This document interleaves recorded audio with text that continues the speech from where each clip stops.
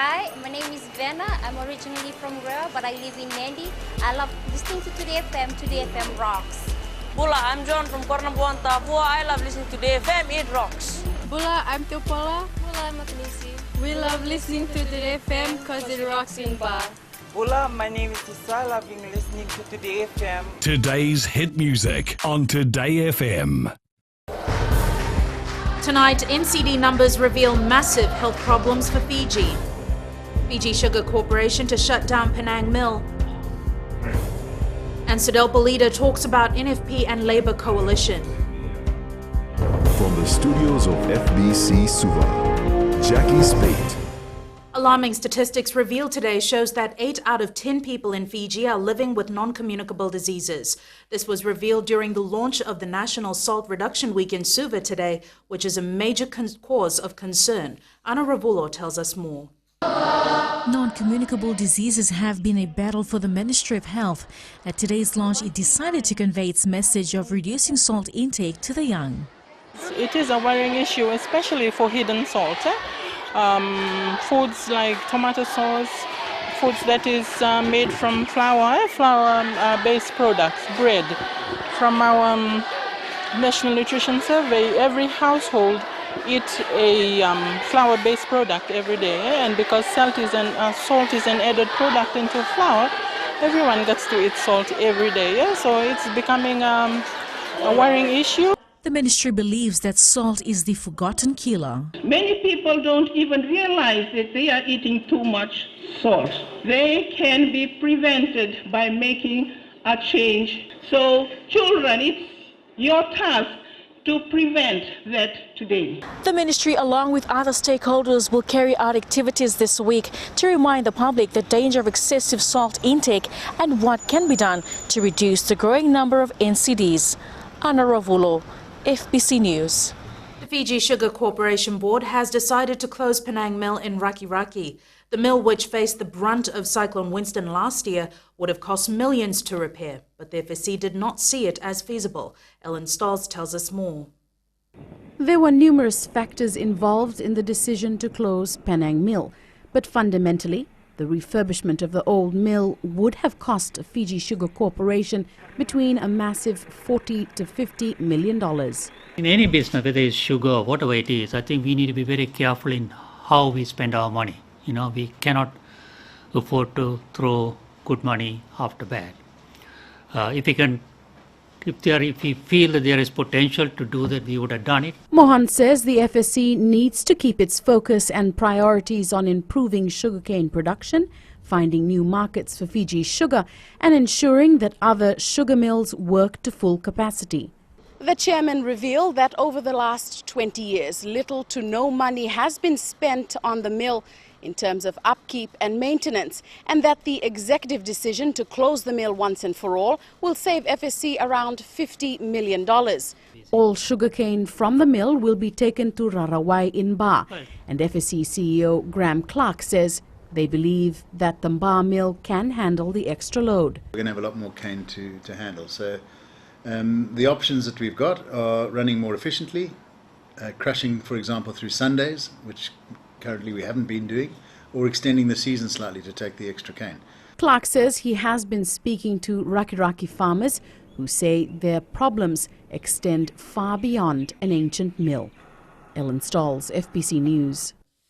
10 people have been produced in court for alleged involvement in drug-related offences after a joint police and military operation in the Navosa, Highlands and Singatoka areas. More than 3,000 plants were uprooted since Operation Davuraka 3 began 3 weeks ago. Ritika Pratap reports. These officers trekked for hours, combing rugged terrain in search of marijuana farms. The team, consisting of officers from the Fiji Police Force and the Fiji military forces, covered isolated areas, at times spending the night under open skies to ensure a maximum number of people involved were identified and arrested. The raids not only focused on the cultivation of the illicit drug in the interior, but were also conducted in the peri-urban areas of Singatoka. Chief Operations Officer ACP Rusiate Tundravu says the raids were successful as a result of information received from the public. Village elders also provided horses and manpower who helped in identifying the farms. ACP Tunrawu says the raids conducted in the peri-urban areas also resulted in the seizure of small amounts of hard drugs. Ritika Pratap, FBC News. The Suva High Court today acquitted a former nightclub bouncer charged with 1 count of manslaughter. Kelevi Tokalau was alleged to have assaulted Saula Sudhu at the O'Reilly's nightclub in Suva in 2015, resulting in the death of the former. Shireen Shivan reports. Kelevi Tokalau walked out of court as a free man today, and the smiles on his family members and friends' faces outside court proves how happy they were with the court's decision. Just thinking that I'm a free man now, can continue with my normal life. I'd like to thank everyone who's been supporting me. 2 weeks ago, 2 of the 3 assessors found Tokalau not guilty as charged, and this afternoon Judge Justice Saleh Sitemo agreed with the assessor's opinion, saying the prosecution has failed to prove its case. Tokalau says the case has impacted him in many ways for the past 2 years. Mentally, I was drained. I couldn't finish with what I'm supposed to do with schoolwork. Tokalau was alleged to have punched the deceased after he attempted to enter the nightclub through a window in a separate smoking room at the club 2 years ago. But he says he was just doing his work. I was there in the wrong time, but I'm just thankful that God had brought the truth out. I'm able to be acquitted today. For now, Tokalau wants to finish his Bachelor of Commerce studies so that he can find himself a white-collar job. Shireen Shivan, FBC News. Online shopping is changing the way business is done. In Fiji, more consumers are resorting to online shopping, and when it comes an increase in the number of complaints against these traders. Eleanor Tarangaivu reports. More and more retailers are now making an aggressive online presence to replace the traffic they are not getting in their stores. Even if you look at the global figure, there is a clear indication there is more and more consumer shopping online than offline. So these physical stores will not be there in future. The Consumer Council says anyone in Fiji can set up an online business, and this is where most consumers fall prey to scammers. We have received large number of complaints against online stores, and in that situation the difficulty is there is no face of that shop. But in Fiji's situation we were lucky because this company is operating from Fiji. Pramila Kumar says it is important for consumers to know which online traders are genuine. The first thing they need to do is when they go online, they have to look for the word called HTTP. There has to be an S, because that S means security. That means that site is secure. Plenty of villages are so far, we can do the online shopping, because some villages they are 15 kilometers, some 28, some come from Bua, some come from Mundu. I think it's safe. Yeah. The reason is first, number one, it's cheap.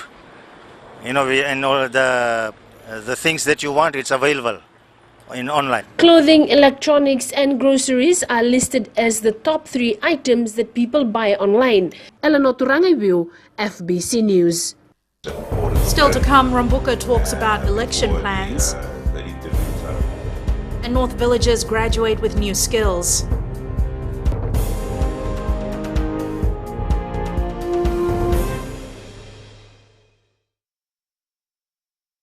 हम लोगों में रहते हैं और मिर्ची FM सबसे best station है। हमारा नाम मेसी है, हम गोल्ड टाउन तापुआ में रहता है और मिर्ची इज हॉट इन तापुआ। Hi, we Bagels. We love Mirchi FM because it's hot. निवेश तावरा में रहता है, सुनता है यहाँ मिर्ची FM is very hot. Mirchi FM, it's hot.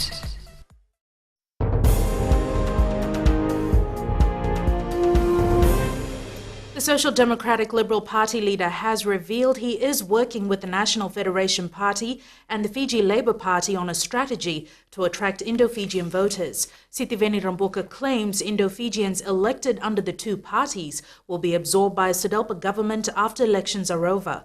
Pakasarai Nima reports. the edge or the shoulder of the road was wider. Sithibeni Rambuka says his office has received applications from Indo-Fijians who have shown interest to stand in the next year's general elections. We have some, but we were hoping to be able to work out an arrangement with the predominantly Indo-Fijian parties, National Federation Party and the Fiji Labour Party. And if we are continuing dialogue with them, and if we can get the Indo-Fijian voters to support those candidates, we will encourage them to do that. So while Rambuka wants Indo-Fijians to vote for NFP and Labour Indo-Fijian candidates, he is contradicting this election tactic by wanting to put up Indo-Fijian Sodelpa candidates as well. Although we have all spoken out against racism, the fact and the truth is that people still vote on race lines in Fiji, and it'd be easier for an Indo-Fijian voter to vote for an Indo-Fijian candidate. So we would like to have those faces shown to the voters. We will have some Itoke faces and also Indo-Fijian faces, and they can vote the face they like within the party or within the party coalition. So it seems a coalition of sorts between Sodelpa, NFP and Labour is inevitable. However, it seems that Rambuka's way of attaining Indo-Fijian votes, which Sodelpa missed out on in the last elections, may this time just end up splitting whatever Indo-Fijian votes this partnership may attract. NFP and Labour is yet to confirm on this new Sodelpa tactic. Tokas Renima, FBC News. Close to 400 villagers from Vakandrove, Mbua and Madhuwata have graduated from basic skills training under the Fiji National University Sustainable Livelihood Project. The 2 weeks of training was held in Navesindrua village in Sanganga. Eleanor Tarangaivu with the story. It was a historic occasion. For the first time, basic livelihood skills training is brought to the people of Sanganga, giving the young and old another chance at education. It's really for them to have a sustainable livelihood wherever they are, in the rural, and their villages. That's the objective at first. But if they manage to gain employment elsewhere, that's a plus for them. The villagers were trained in 13 different programs for 2 weeks, ranging from cooking, bakery, carpentry, tailoring, plumbing, caring for the elderly, screen printing, front office management, and floriculture. And many things from here, how to bake the cake, how to prepare the foods. So what do you plan to do after this? I want to be a chef. After this, then I'll go and have my FNU education. This is one way we can have better lives since we live in villages. When I heard about this training, a lot of people opted for carpentry and mechanical, but I wanted to learn how to bake bread. 54-year-old Virisilan Dimati Maiwanga graduated with a certificate in screen printing and says one can never get too old to learn new things. We are so happy that such training has been introduced. We only dreamt of such training happening in our village, and I am blessed to be part of this training. The Sustainable Livelihood Project is an initiative by the Fiji National University and the government aimed at training rural and remote communities sustainable livelihood skills to help improve their lives. Eleanor Turangavu, FBC News. The first prosecution witness in the trial involving 3 men facing murder charges told the Suva High Court that a brawl broke out between the victim and the accused when the 3 accused started demanding money for alcohol. 30-year-old Chosai Vusuya, 32-year-old Kelepi Nganga, and 32-year-old Tevita Ndakuituranga are charged in relation to the death of a 25-year-old laborer in Nausori in 2015.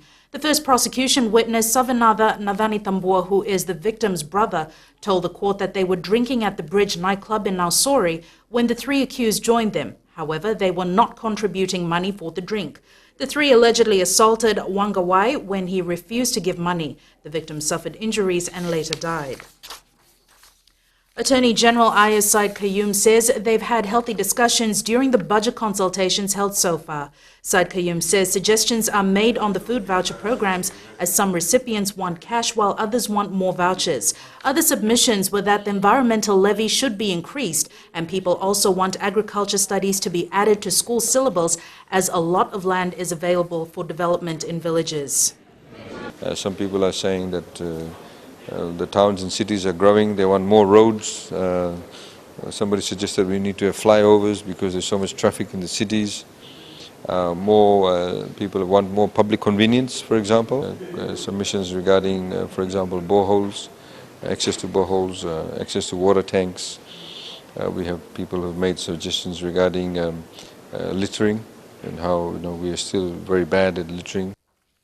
More than 10 people from different organizations are part of a one-week training on TV documentary that is being organized by the Fiji Broadcasting Corporation. The television and radio content consultant from Malaysia says the workshop is about sharing and giving ideas of how TV documentaries are produced. In terms of technical, yeah, we have a very high-end cameras, we have high-end sound equipments, but when it comes to the content, the storytelling part, that is really, really important for documentaries. So that's what we are trying to do. And later on in sports, Jamie will tell us more about the Fiji soccer team countdown to crucial match. But first, business with Rachel. Yes, Jackie, thank you. Coming up in business tonight, Fiji continues to be a popular holiday destination. And in growing Fiji, Water Authority has more in store for Fijians. Stay with us.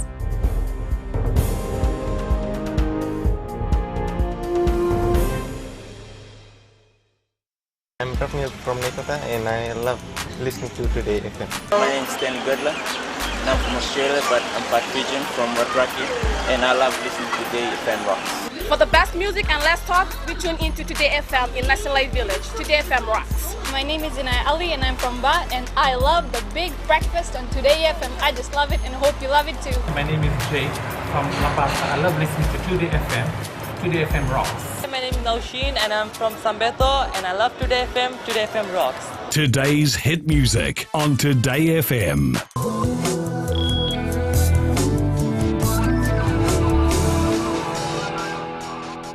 In business tonight, Fiji continues to be the choice destination for holidaymakers in the Pacific Islands. The South Pacific Tourism Organization says this is because we have the right components to attract visitors. Anna Rivolo tells us more. Investments designed to take Fiji's tourism sector to a new level is reaping benefits. Fiji has the right product. In terms of air access, it's got the hub. It's actually the hub for the Pacific in terms of air access in this case. And then genuinely, the Fijian people have the right characteristics and traits in terms of serving and being very friendly in this case.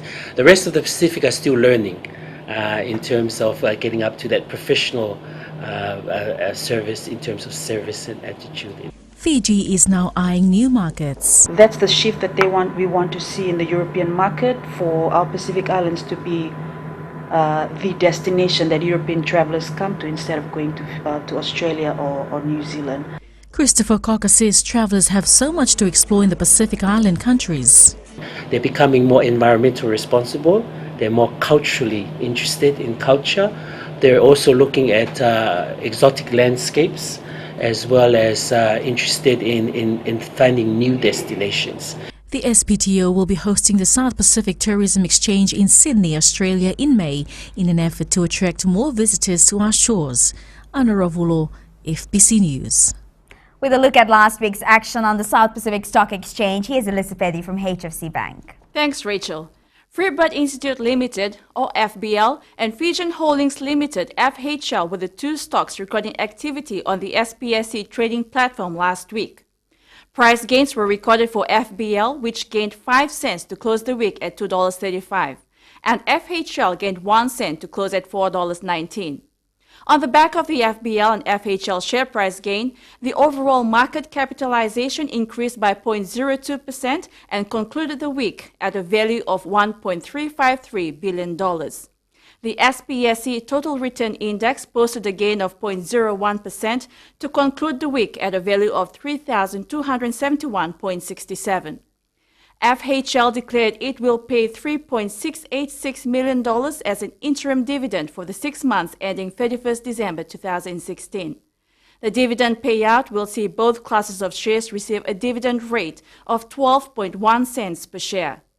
Amalgamated Telecom Holdings paid its interim dividend of $8.44 million or 2 cents per share for the 6 months ending 30th September 2016 last week Friday. And that's the wrap from our local stock market. Rachel. Thanks for the update, Elizabeth. On to today's exchange rates. The Chinese yuan and the American dollar saw a contrast as the yuan weakened against our dollar to close at 3.25, while the US dollar strengthened to close at 47 cents. Closer to home, the Australian, New Zealand and PNG Kina weakened to close at 61 cents, 66 cents and $1.30.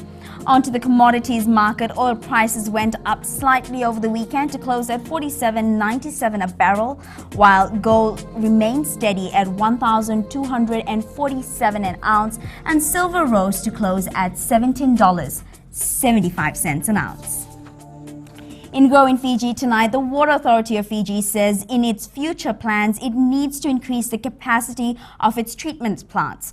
This is to cater for the demand from members of the public as the authority works hard to ensure all Fijians have access to its services. Savara Tumbua reports.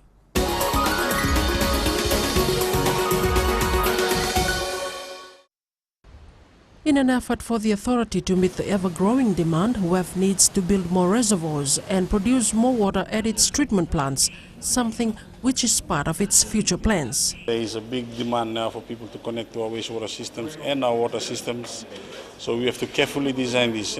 According to Rugby, getting water to all Fijians is not difficult but will take time as expert input is a must. Not only working in the field, but we also need engineers doing planning and design, working on master plans.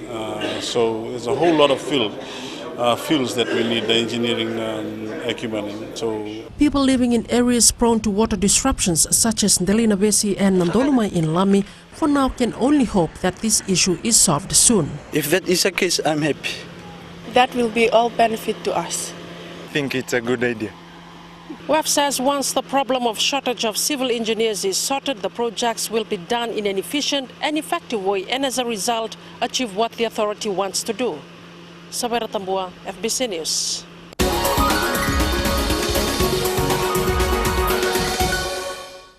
And that's a wrap from the business desk. Now with the latest in sports, here's Jamie. Naka Rachel and good evening in sports tonight. Vika Matana, first Fijian athlete to qualify for Commonwealth Games. And former reps given a chance to earn their place back in the national sevens side. Details coming up.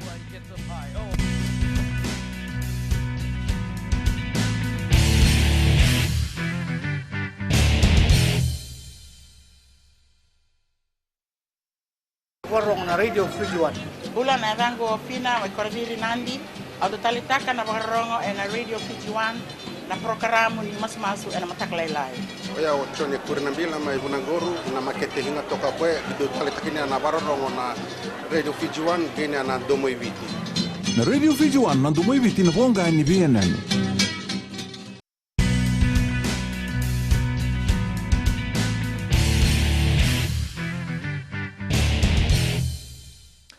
Weightlifting Fiji's Eileen Vikamatana is the first athlete from Fiji to qualify for the Commonwealth Games in Australia next year. Former Fiji Sevens reps Pio Tuwai and Isaki Katanimbao could be considered for the next leg of the World Series. The two will march into camp tomorrow and will only have a day to make an impression before the final team for Hong Kong and Singapore is announced. Vasnil Prasad reports.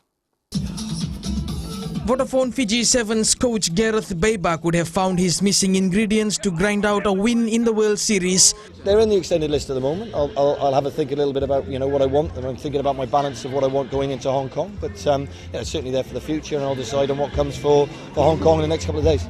There are high chances that if not both, then at least one will be named in the 14-member squad. While that remains to be seen, another player who is on Baber's radar for the future is Robert Leo Naikasau.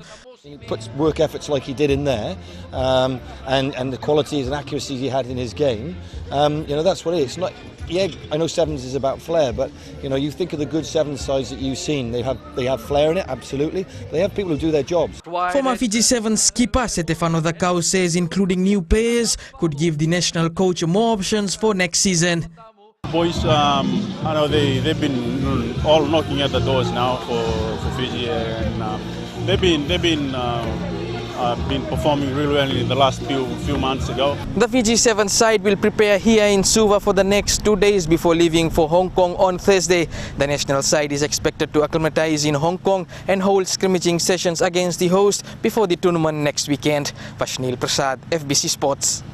The Maris Rugby Club is planning to host a Super 20 competition in the coming years as its second major event.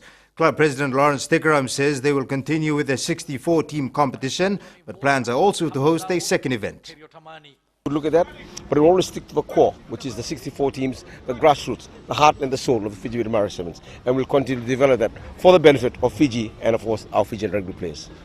Vodafone Fiji football coach Christophe Gamel will make major changes to the side's game plan when they face New Zealand in the return match of the FIFA World Cup qualifiers in Wellington tomorrow.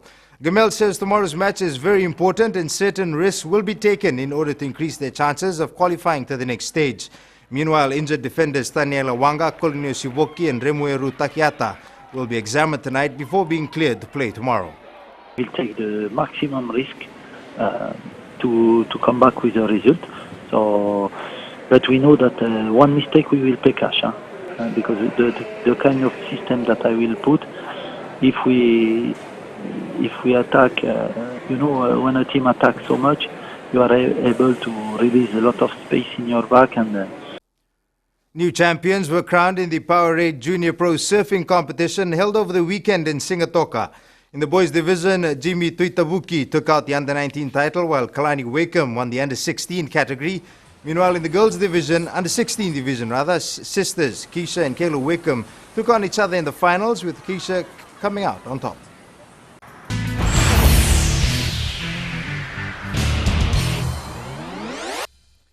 Now to our play of the day. Fijian boxing Olympian Winston Hill proved his worth against Australian Adam Key in their bout of the weekend.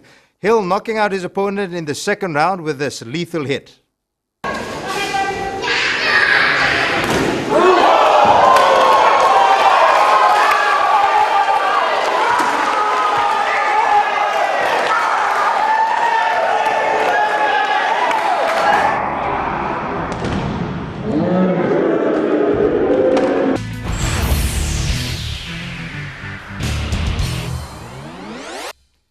That's it from sports. Join Angie later on with your weather update, and in new media, learn about drones and how they're taking the world by storm. That's coming up.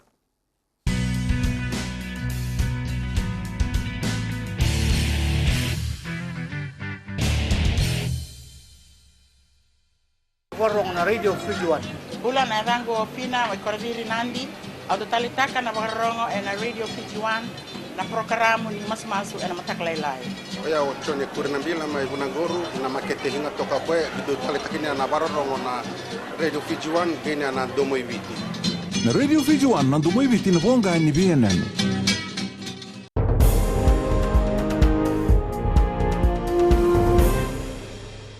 Drones are fast becoming the in thing in the world of technology. In Japan, there is an exhibition being held to show off what is happening in the world of drones.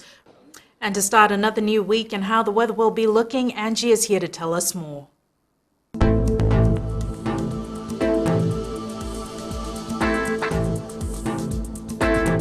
Hello there and welcome to the Weather World.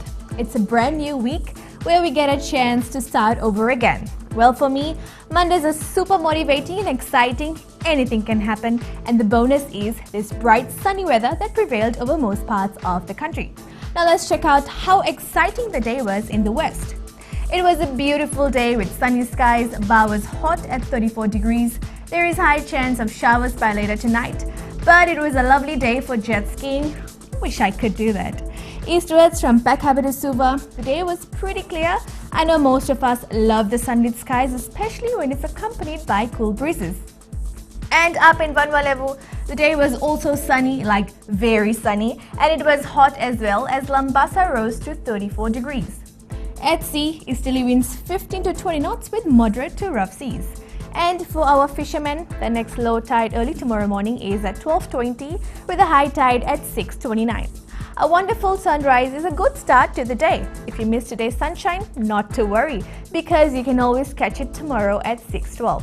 For tomorrow, it will be clear for some bit, but showers are likely. Not a good day for drying pickles, I guess. Ba will have a low of 21, while Nandi and Lautoka will have highs of 31. Looking further on to Wednesday, it looks like we will be welcoming rain once again. Fingers crossed on that. And that, Jackie, wraps up FPC weather for tonight. Thanks so much for that, Angie. On Fiji and Pulse today, we ask, is excessive salt intake becoming a major issue in Fiji?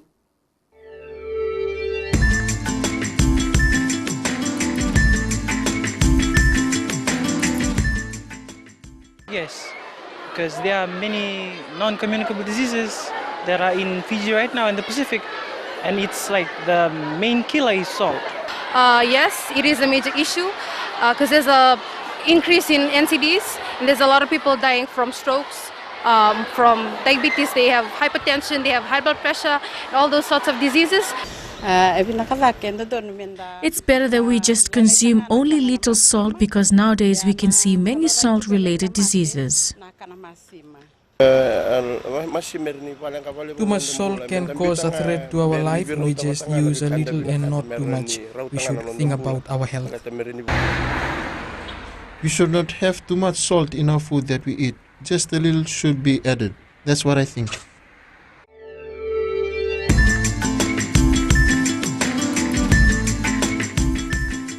Tokyo residents in Japan received the signal to prepare their beer, picnic food and plastic sheets earlier than usual this year. The Japan Meteorological Agency announced March 21st that cherry blossoms have started blooming in the capital 5 days earlier than usual. Recapping the main stories, NCD numbers reveal massive health problems for Fiji. Fiji Sugar Corporation will shut down Penang Mill, and Sodelpa leader talks about NFP and Labour coalition. For these stories and others, you can tune in daily to our sister radio station Gold FM. To our poll question, and first the results from last week, we had asked, should fake profiles be allowed on social media? 73% said no. This week we are asking, should a train system be put in place to curb peak hour traffic? Visit our FBC website to answer. Before we go, today's shot of the day was sent in by Dux Ramotinga of Lautoka. Business would have surely thrived as he captured a tourist cruise ship visiting Lautoka.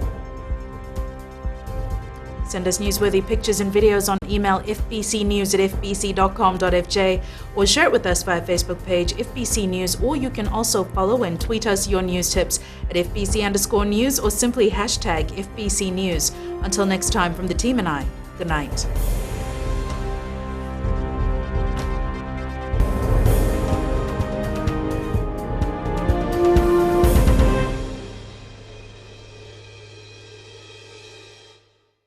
कमल रोशनी है, हम लोगों में रहते हैं और मिर्ची FM सबसे best station है। हमारा नाम मेसी है, हम गोल्ड टाउन तापुआ में रहता है और मिर्ची इज हॉट इन तापुआ। Hi, we Bagels. We love Mirchi FM because it's hot. निवेश तावरा में रहता हूँ, सुनता है यहाँ मिर्ची FM is very hot. Mirchi FM, it's hot.